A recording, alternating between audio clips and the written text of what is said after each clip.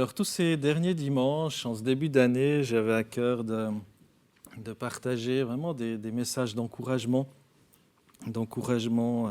à vivre cette compassion de Dieu, à recevoir ce réconfort de Dieu qui est tellement important, de façon à pouvoir réconforter aussi autour de nous. Et ce matin, j'ai intitulé mon message « Restaurer l'espoir brisé en toi » ou alors « La guérison de nos pensées ». Vous pourrez choisir le titre, j'ai hésité. On cherche toujours un titre, voilà, j'en propose là. C'est juste pour donner un petit peu la ligne, après vous verrez si c'est dans la ligne ou pas, mais dans tous les cas, que cette parole de Dieu nous visite, nous encourage. Et il est bon de se souvenir que l'Éternel, c'est le Dieu, est le Dieu de tout réconfort. Christ nous apporte la paix dans ce monde. On est affranchis. Et même si le feu de l'épreuve nous frappe, eh bien ce feu devrait avoir pour conséquence de nous pousser encore un petit peu plus dans la présence de Dieu. C'est le résultat souvent, les difficultés nous rapprochent vraiment vers l'essentiel. Et l'essentiel, on le sait bien, c'est Christ. Parfois, les choses qui embarrassent ou emprisonnent notre vie, voilà, on se rend compte que c'est pas forcément très utile. Et les difficultés, des fois, nous poussent à nous poser des bonnes questions. Est-ce que durant cette semaine, vous avez appris à compter les bienfaits de Dieu ? C'était un petit peu la conclusion de mon message de dimanche passé. Compte les bienfaits de Dieu, mets-les tous devant tes yeux, tu verras en adorant combien le nombre en est grand. Et on avait chanté aussi ce chant, parce que c'est un chant. De compter les bienfaits de Dieu, ça veut dire de se les approprier, déjà de les reconnaître, de les lister, de faire un listing de façon à pouvoir s'en souvenir et se rendre compte, oui, Dieu est bon. Alors je vous encourage à le faire aussi, et ça nous garde aussi de la morosité. Dimanche passé, je vous ai aussi proposé 5 principes bibliques à garder en mémoire. Premièrement, de ne pas vivre dans le déni. S'il y a des difficultés, elles sont bien réelles et elles ne sont pas forcément faciles. Et de dire c'est pas grave, il y en a d'autres qui vivent des choses bien plus graves que nous. Ça, c'est un petit peu vivre dans le déni ou refuser. On voit qu'on a besoin aussi de reconnaître notre besoin de cette grâce afin de pouvoir la trouver. Et il était même dit dans la parole de Dieu, heureux ceux qui pleurent, car ils seront consolés.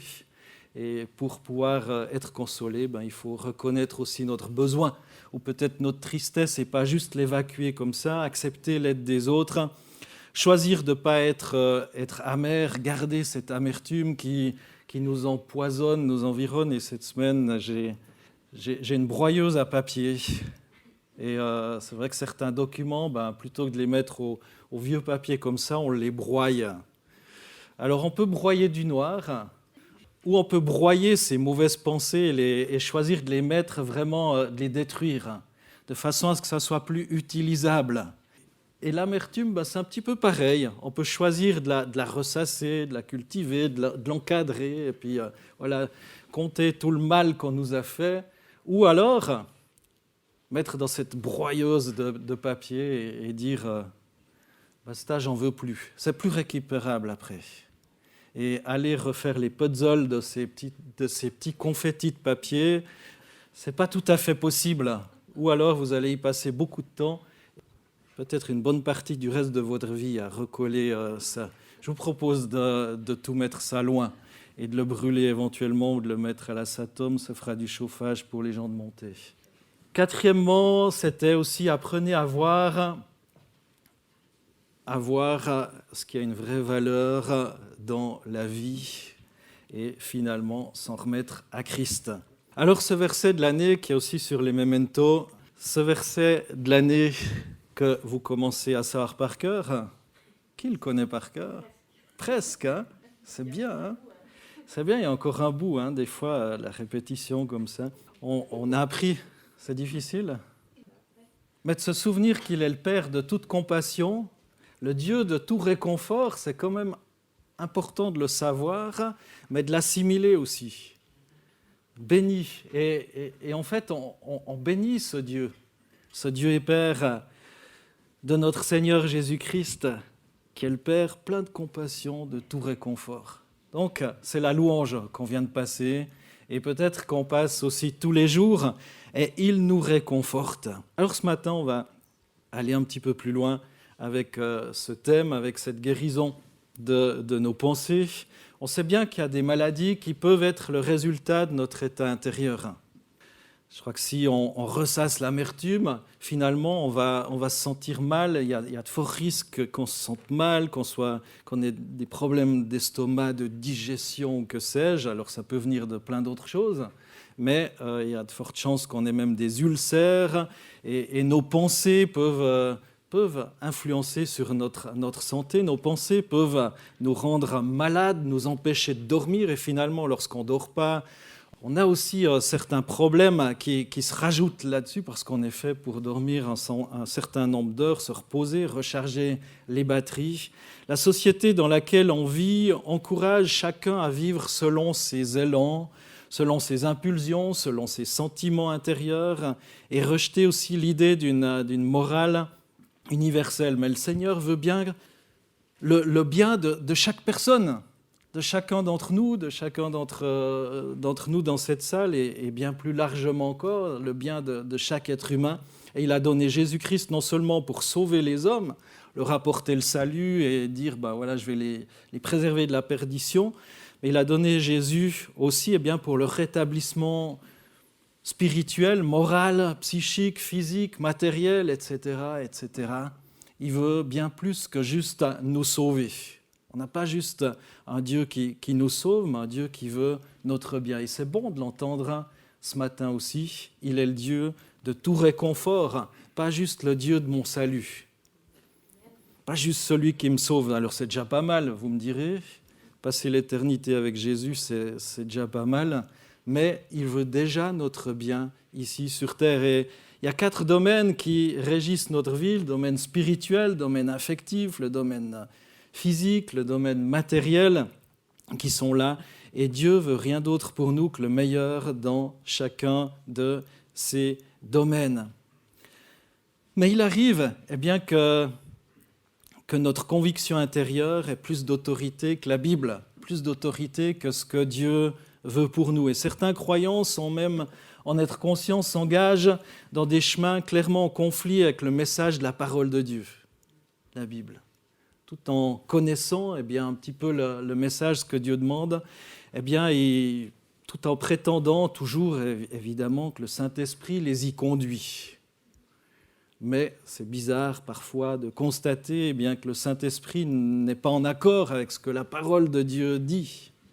Donc c'est un petit peu surprenant. Le monde de la pensée est l'objet premier de l'attention de Dieu à notre égard. C'est souvent là que les choses commencent, que les choses se passent. Et si on parle de transformation, de sanctification, c'est souvent au niveau de notre être intérieur que tout doit commencer. Dans 2 Corinthiens 10, versets 4 à 5, il est dit « Car les armes avec lesquelles nous combattons ne sont pas charnelles, mais elles sont puissantes devant Dieu pour renverser des forteresses. Oui, nous renversons les faux raisonnements, ainsi que tout ce qui se dresse prétentieusement contre la connaissance de Dieu, et nous faisons prisonnière toute pensée pour l'amener à obéir à Christ. » La pensée. Nous faisons prisonnière toute pensée, toutes mes pensées, je les soumets à Christ.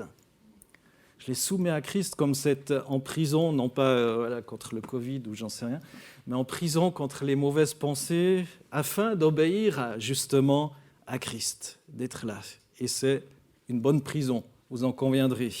À mon avis, il faut faire très attention à l'idolâtrie de la conviction personnelle. Aujourd'hui, on veut être convaincu et ces choses-là. Pourtant, certaines choses sont non négociables, c'est écrit. C'est écrit. Il y a bien des choses, des fois des gens s'achoppent s'arrêtent sur certains textes compliqués dans la parole de Dieu, et souvent je dis, mais mets déjà en pratique tout ce que tu comprends.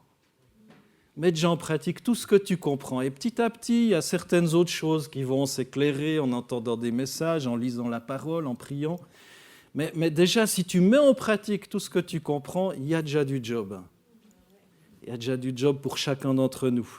Et si bien des chrétiens ont une vie spirituelle chaotique, chaotante, c'est aussi parce qu'ils ont placé leur cœur au-dessus de la parole de Dieu, qu'ils ne soumettent pas assez leurs élans, leurs affections, leurs raisons à la lumière des Écritures.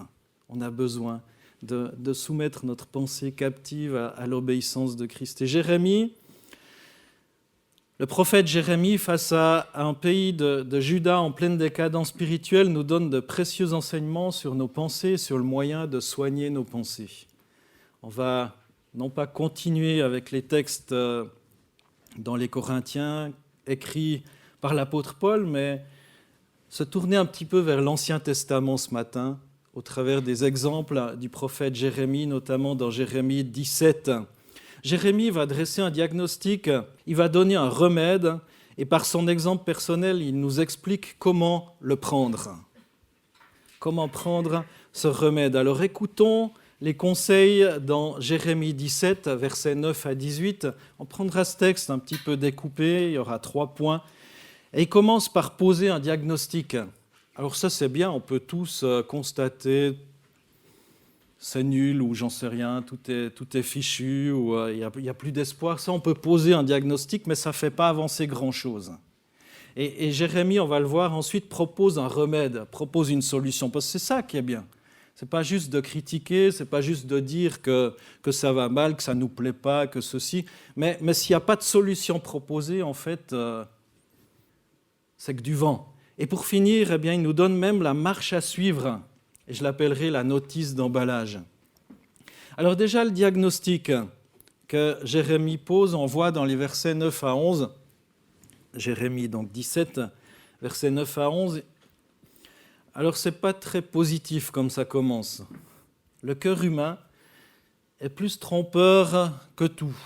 Personne ne peut le guérir. Personne ne peut le comprendre. Bon, ok, ça va, ça vous remonte le moral ? Je continue. Verset 10. « Moi, le Seigneur, j'examine les pensées et les désirs de tous, ainsi je peux traiter chacun selon sa conduite, selon le résultat de ses actions. Celui qui devient riche de façon malhonnête ressemble à une poule qui a couvé des œufs qu'elle n'a pas pondus. » Intéressant comme comparaison.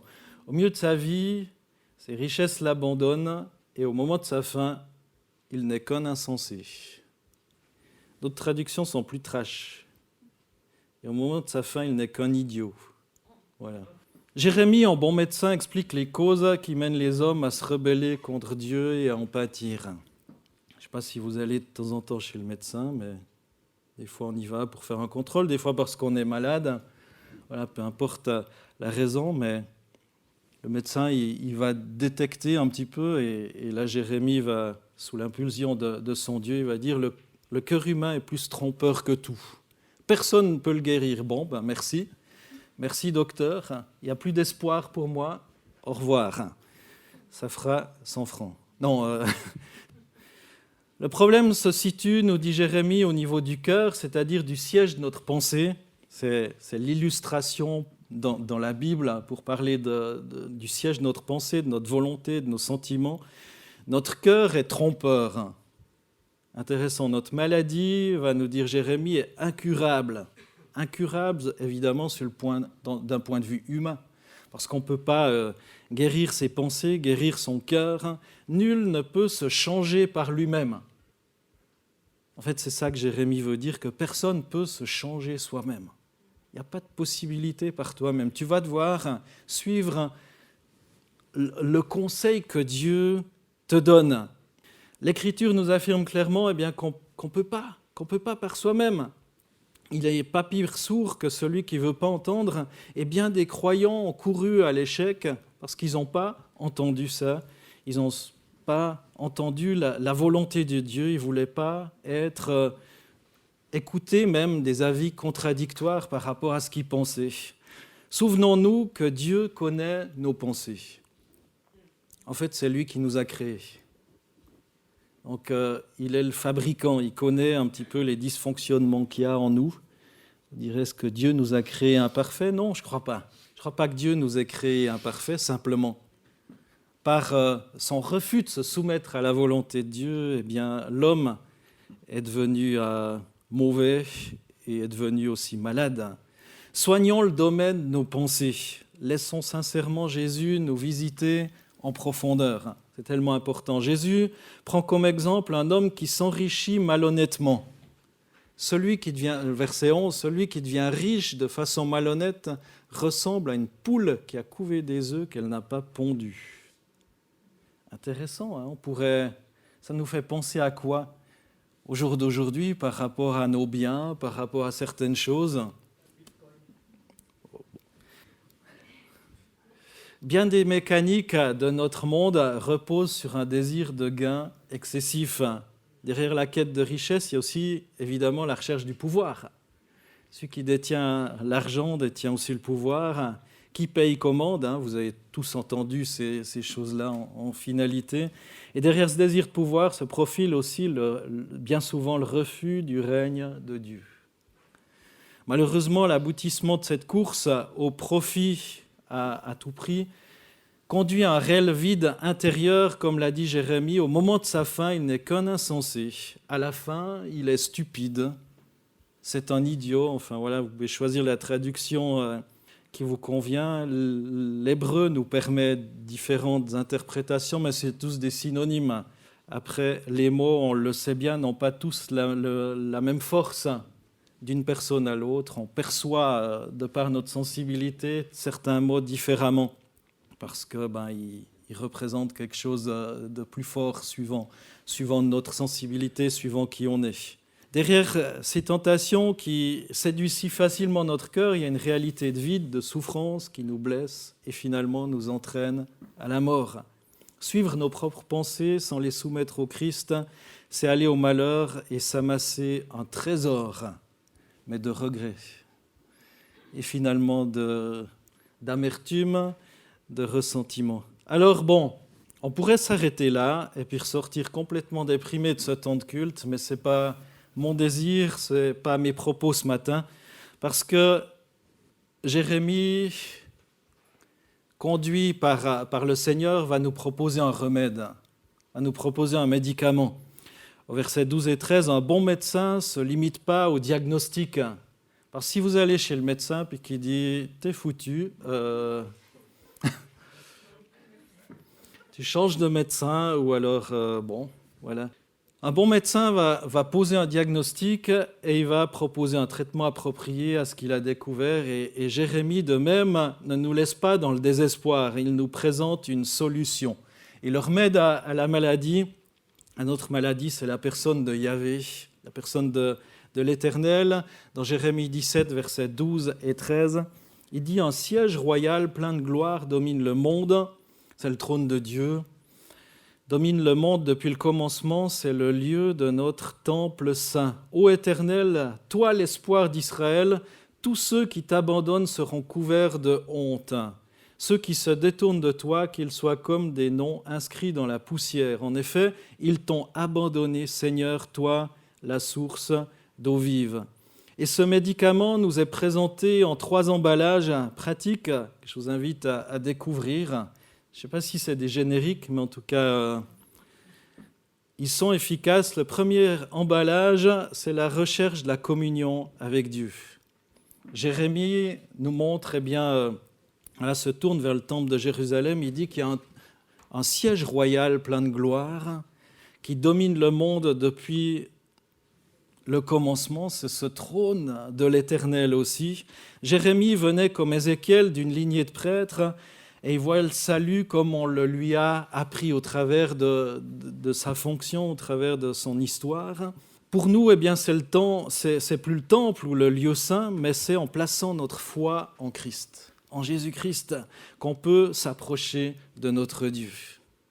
Jérémie regarde avec sa connaissance, sa façon de s'approcher de Dieu aussi, en tant que de la lignée des prêtres. Il voit le salut, et nous, Alors qu'on vit dans une autre époque qu'on a reçue aussi, eh bien ce privilège de nous approcher de Jésus-Christ, eh bien on tourne nos regards, on place notre foi en Christ et c'est par lui eh bien, qu'on peut s'approcher de Dieu. C'est par le sang de Jésus, le sacrifice unique et parfait, eh bien, qu'on ose chercher la communion de notre Dieu créateur en passant par la croix. En passant par la croix, c'est tellement important de se replacer devant la croix sous le sang de Jésus. Et si on n'a pas reçu cette grâce, eh bien, n'hésitons pas, cherchons la communion de Dieu. Si vous n'avez pas reçu cette grâce de chercher ce premier emballage, de chercher la communion de Dieu, recherchez-la. Recherchez-la. Tournez-vous vers le Seigneur. Deuxième emballage, mettons notre espérance en Christ. Yahvé est l'espérance d'Israël.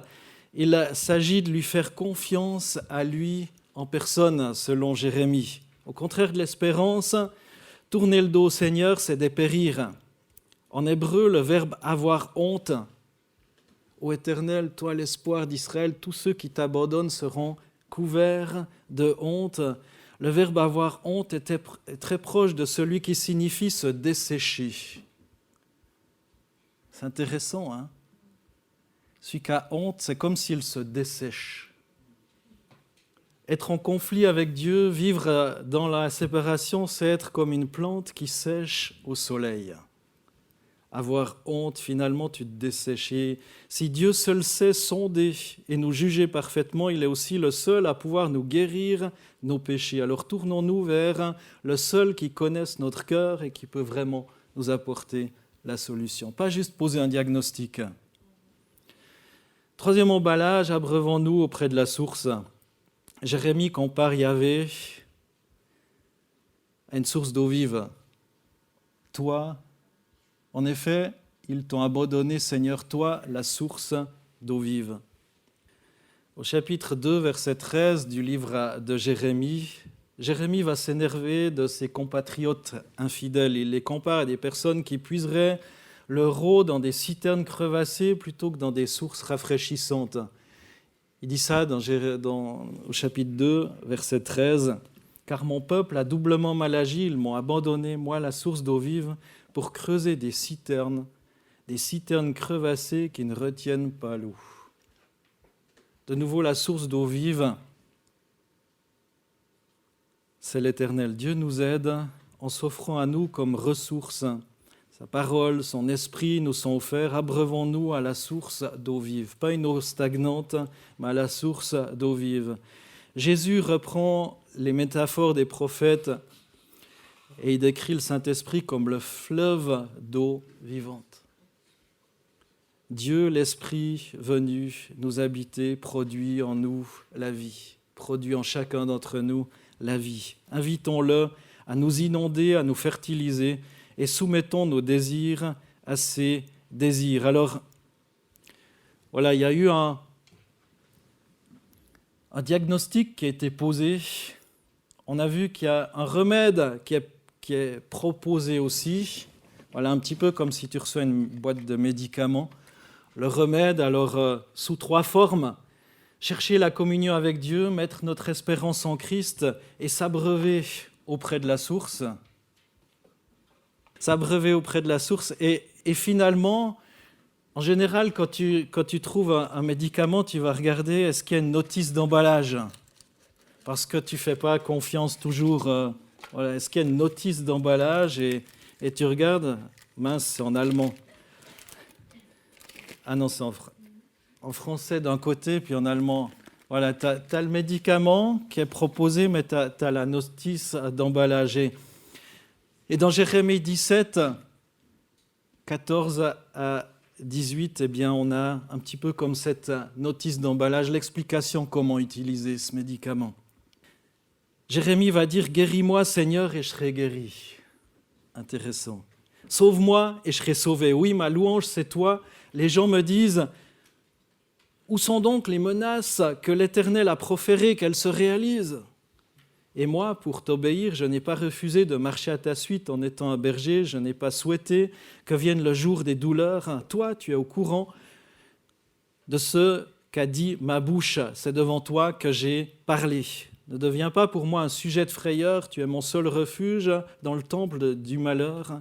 Que mes persécuteurs soient dans la confusion et que je ne sois pas confus, qu'ils soient saisis de peur et que je n'ai pas peur. Fais arriver sur eux le jour de la détresse et brise-les par un double désastre. Voilà, on est conscient de notre maladie, tout content d'avoir un médicament, super, mais comment les prendre ? Est-ce qu'il faut manger toutes les gélules d'un coup ou se faire une tisane avec le tube de pommade ? Si vous ne savez pas comment, c'est écrit en général là. Et puis bon là il n'y a rien qui est marqué dessus, mais généralement le pharmacien il va mettre un résumé comment prendre le médoc ou le médic. Jérémie nous donne sa démarche personnelle avec Dieu, des enseignements tout pratiques sur comment compter sur Dieu. Alors je vais vous raconter une histoire. Au terme d'une visite médicale, un médecin présente à son patient une facture pour sa consultation. Et devant la somme qu'il devait verser, le patient se console en disant « Bon, après tout, il faut bien qu'il vive. » Le médecin.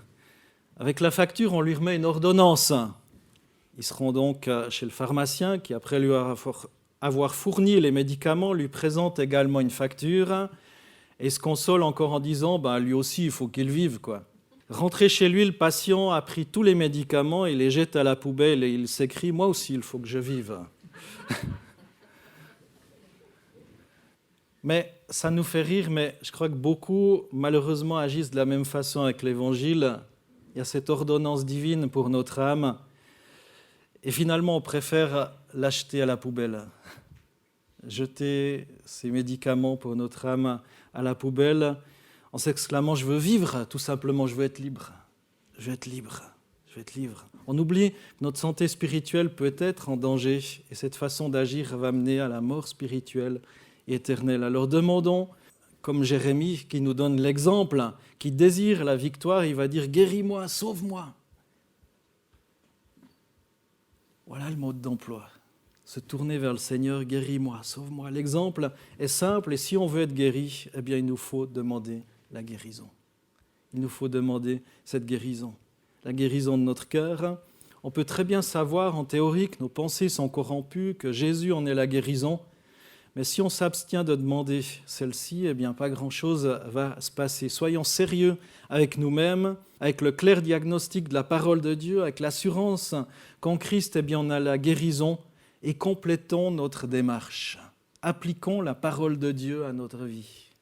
Ne faisons pas que d'écouter eh bien, le diagnostic, mais mettons en pratique cette parole de Dieu. Le Seigneur nous demande d'exprimer activement notre désir de lui. Jérémie a un souci, celui d'être victorieux en Dieu, de voir la cause du Seigneur triompher alors que ses contemporains se moquent de lui, refusent d'entendre ses avertissements inspirés. On voit au verset 15, il y a la peur, il y a la honte aussi que veulent lui imposer les hommes. Et finalement, il va refuser cette peur, cette honte. Il dit même, les gens me disent, où sont donc les menaces que l'Éternel a proférées ? Qu'elles se réalisent ? Il est où ton Dieu ? Qu'il agisse. Et finalement, Jérémie, il choisit de continuer de croire, parce qu'il désire être en paix avec Dieu, il désire voir un progrès du bien et du vrai.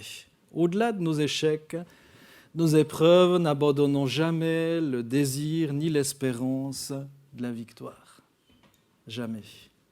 Proverbe 24, 16 nous dit « Car à cette reprise, le juste peut tomber et il se relève, mais les méchants sont précipités dans le malheur. »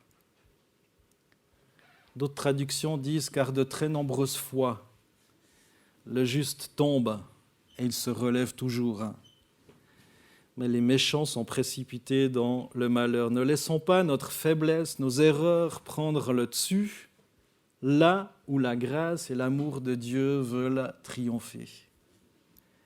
Laissons pas le diable agiter ses mensonges, nos fautes devant notre nez, alors qu'on peut toujours, au pied de la croix, livrer notre cœur à Jésus et recevoir le pardon, la grâce l'amour de Dieu. Alors en conclusion, je vais lire les versets 5 à 8 qui précédaient le texte que j'ai lu dans Jérémie 17. Voici ce que déclare l'Éternel: maudit soit l'homme qui compte sur des hommes et qui fait des moyens humains la source de sa force, mais qui détourne son cœur de l'Éternel. On a parlé de source tout à l'heure, la source de la vie. C'est quoi ta source, mon frère, ma sœur? À quelle source tu t'abreuves? Le verset 5 nous pose la question clairement, ou donne une affirmation par rapport à cette source. Verset 6, il est comme un buisson dans le désert, il ne verra pas arriver le bonheur, il aura pour demeure un aride désert et une terre salée où n'habite personne. Verset 7, il y a une autre source qui nous est proposée. Béni soit l'homme qui se confie en l'Éternel et place sa confiance en l'Éternel. Voilà une autre source. Une autre source. Il sera comme un arbre planté près d'un cours d'eau qui étend ses racines vers le ruisseau. Il ne redoute rien lorsque vient la chaleur. Ses feuilles restent vertes. Il ne s'inquiète pas pendant l'année de la sécheresse et il ne cesse de produire du fruit. Quelle est ta source? Quelle est ma source? C'est facile de poser la question aux autres. Quelle est ma source? Quelles sont mes ressources? Où est-ce que je puise les forces? Où est-ce que je puise la joie? Où est-ce que je puise la paix? Jérémie 17, 9 à 18. Il commence par poser un diagnostic. Et il va dire, c'est le cœur le problème. C'est le cœur. Le centre, c'est de là. C'est de là que vient le problème, le siège de nos pensées. C'est comme ça que c'est illustré dans la Bible. C'est une image. Ensuite, il propose un remède. Cette communion avec le Seigneur, placer notre espérance en Christ et finalement s'abreuver à la source. C'est ça le remède. Et pour finir, il y a une marche à suivre, comme j'ai appelé la notice d'emballage. Le désirer, Seigneur, sauve-moi, guéris-moi. Se tourner vers le Seigneur, placer notre confiance dans l'Éternel. Alors voilà ce que j'avais à cœur de vous proposer ce matin. À chacun de retenir, parce que je crois qu'on a tous et toutes quelque chose à retenir et on en revient à ce texte de 2 Corinthiens 1, verset 3, où là encore il est la source de la compassion, il est la source du réconfort, il est celui qui nous réconforte dans nos détresses. Alors ce serait dommage de ne pas aller vers cette source. Ce serait dommage de ne pas prendre.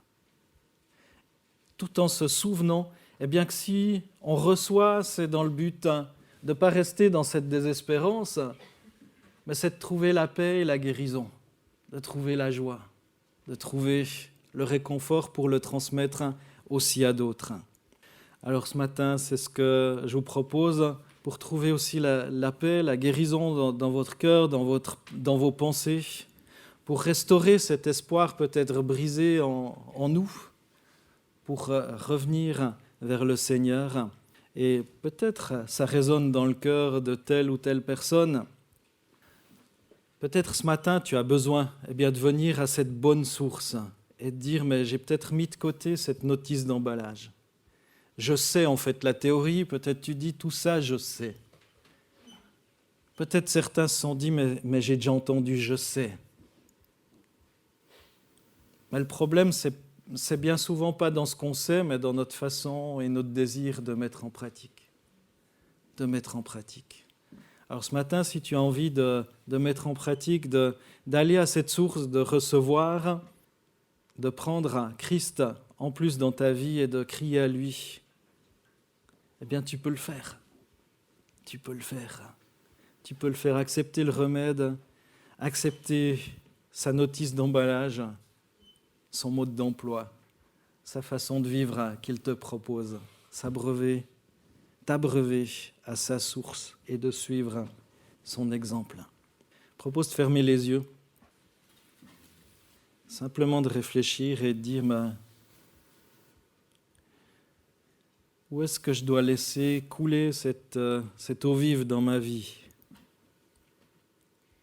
Quelles sont les choses que je sais qui pourrait apporter une solution. Des choses que je connais mais que j'ai laissées de côté parce que j'en connais peut-être le prix, j'ai pas envie d'obéir ou c'est peut-être plus confortable momentanément de ne pas mettre en pratique cette parole de Dieu parce que je sais que ça va peut-être impliquer un rejet de la part de certaines personnes ou de l'incompréhension. Il y a plein de pensées qui peuvent être dans nos cœurs qui ne sont pas forcément justes. Place tes pensées, ton cœur, en miroir à ce mode d'emploi, à ce remède que le Seigneur te tend. Et dis comme Jérémie, Seigneur, guéris-moi, Seigneur. Viens à mon secours, Seigneur, guéris-moi. Alors que là, on est devant Dieu, tous et toutes, je te propose juste de placer ta main sur ta tête si tu veux que le Seigneur touche ta volonté. Si tu as envie de soumettre tes pensées captives à l'obéissance de Christ et dire oui Seigneur, je veux t'obéir. Tu peux placer tes mains sur ta tête et je vais prier. Seigneur, tu vois, c'est dans le secret des uns et des autres, Seigneur, qu'on est là devant toi, dans ton secret, Seigneur. C'est toi qui vois dans notre cœur, notre désir d'être touché, de t'obéir, d'être visité dans nos cœurs, de soumettre nos pensées captives à ton obéissance, Seigneur, à l'obéissance de Christ. Seigneur, merci. Merci de visiter chacune qui le désire, Seigneur. Qui a envie, Seigneur, de progresser, de recevoir ton médicament, Seigneur, et d'appliquer, Seigneur, cette explication, de mettre en pratique, Seigneur, la marche à suivre que tu nous proposes dans ta parole, Seigneur.